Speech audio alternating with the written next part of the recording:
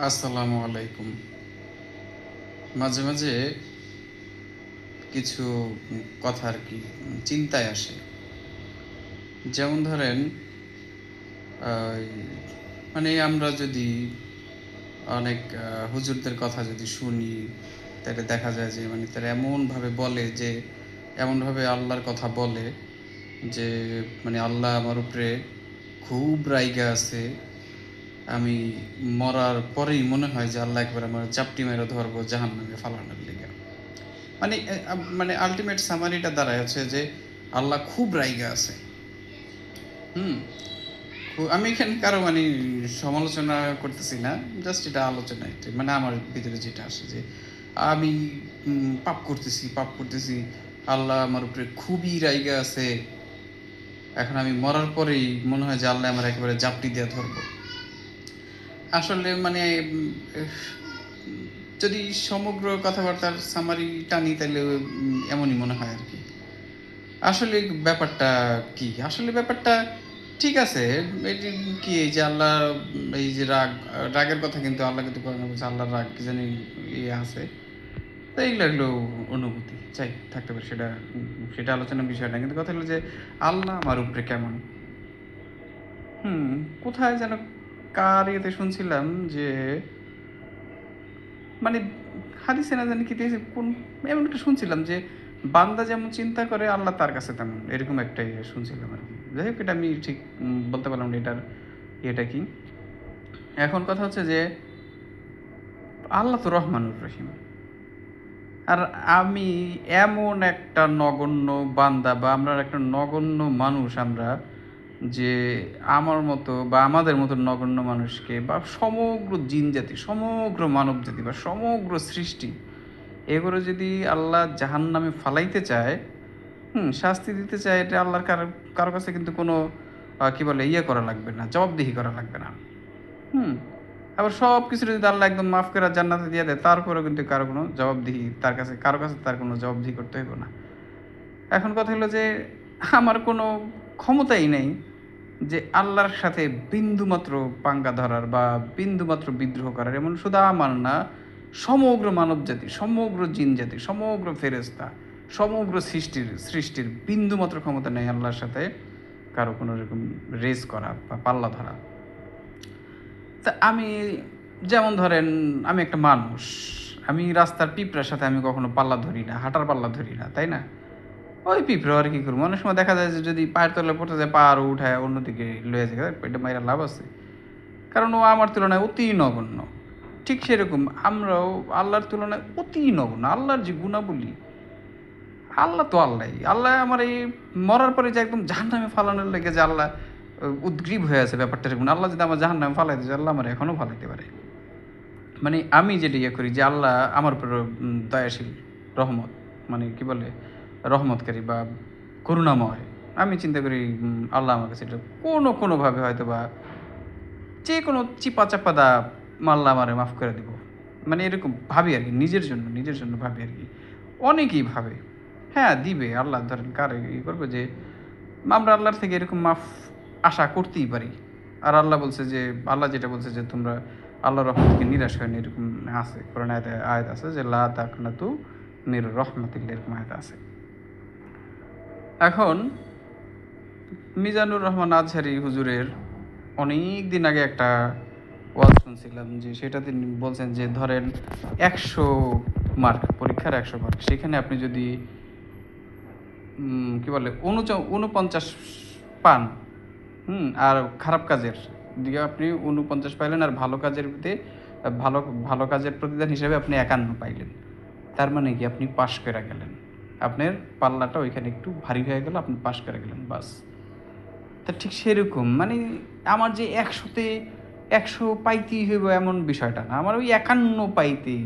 হ্যাঁ, যারা মনে করেন যে খুব লেটার মার্কের স্টুডেন্ট বা একদম খুব ভালো ছাত্র, তারা সেই সমস্ত কিছু আশা করতেই পারে। যারা একদম কি বলে সালেহ বান্দা আল্লাহর, তারাও এরকম আশা করে। যারা একদম অরিজিনালি আল্লাহর সালেহ বান্দা, তারা আল্লাহর করুণাই আশা করে। কেউ ওই কি বলে তার আমল দিয়ে আসে যে আল্লাহর ওই কি ইয়ে করবে, জান্নাত নিবে বা প্রতিদান নিবে, এই ব্যাপারটা এরকম না। আর তারা আল্লাহর করুণেই তারা আশা করে সবাই। আমল দিয়ে কেউ জান্নাতে যেতে পারবে না, হাদিস আছে। আবার এই যে অনেক দিন আগে একটা ওয়াজ শুনছিলাম, সেটা হচ্ছে দেলোয়ার হোসেন সাঈদী। সেখানে তিনি বলছেন, সম্ভবত ইমাম মালিক রহমতুল্লাহ আলাইহি একটা কথা বলছিল যে কেউ যদি কেউ যদি আপনার মানে সূরা আসরটা পড়ে, বা কেউ যদি একদম মানে পরীক্ষা পাস মার্ক উঠাইতে চায়, সেটা সাজেশনটা দেওয়া আছে এই সূরা আসরে। যে ইমাম মালিক রহমতুল্লাহ আলাইহি বলছিল যে আহ, সমগ্র কোরআনের সামারিটা হচ্ছে সূরা সূরা আসর। সমগ্র কোরআনটাই তো মনে করেন যে মানুষের জান্নাতে যাওয়ার একটা উপদেশ, একটা রাস্তা, সোজা কথায়। আর সেটার শর্টকাট হচ্ছে সূরা আসর। এখন শর্টকাটটা হচ্ছে কি, যারা ওই কোনো মতন টাইম না পাস করতে চায় 33 মার্কের।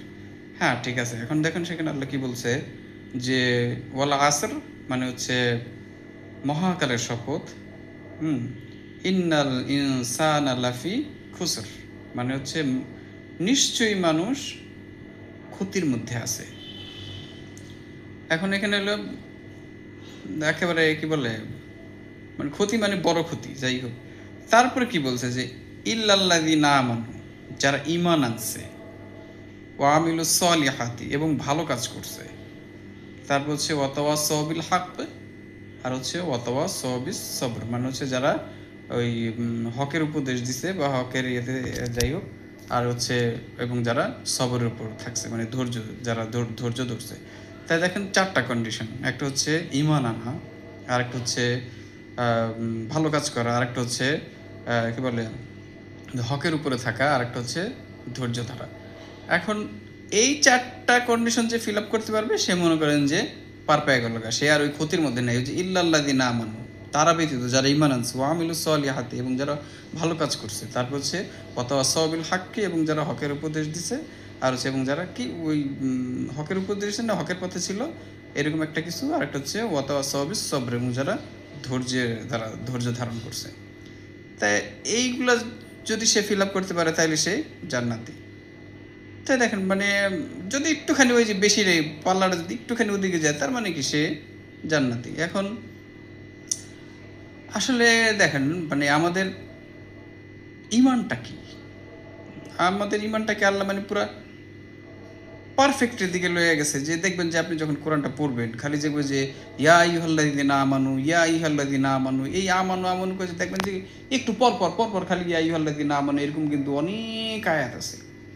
মানে কি, এগুলো দ্বারা এইটা দ্বারা আল্লাহ আমাদের বিশ্বাসটাকে, ইমানটাকে একদম পুরো পারফেক্ট করছেন, পুরো পারফেকশনের দিকে নিয়ে গেছেন, হ্যামারিং করতে করতে। এগুলো যতবার বলছে যে ইয়া আইয়ুহাল্লাযিনা আমানু, মানে প্রত্যেকটা মানুষ যখন এগুলো পড়বে বা একটু বুঝবে, তার মানে কি, তার মনের ভিতরে এটা একটা মনে হয় যে বাড়ি দিব, হ্যাঁ ইমানের কথা বলছে আল্লাহ আমার, তার মানে কি আমি তখন ইমানটার কথা মনে হয় একটু লাড়া দেয় আর কি।